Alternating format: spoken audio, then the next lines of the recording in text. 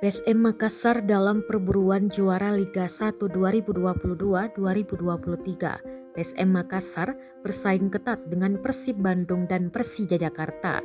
Untuk sementara PSM Makassar mulai kokoh di puncak klasmen. Tim berjuluk Laskar Pinisi mengoleksi 56 poin.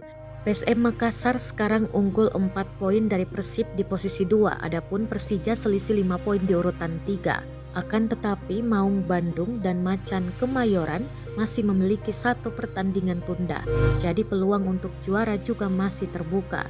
Kiper PSM Makassar, Resaria Pratama mengaku belum memikirkan terkait perburuan juara.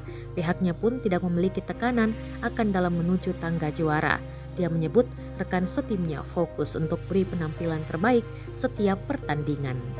Kiper 22 tahun ini juga tidak mau mengurus tim lainnya, Persib dan Persija, cukup fokus ke tim sendiri saja.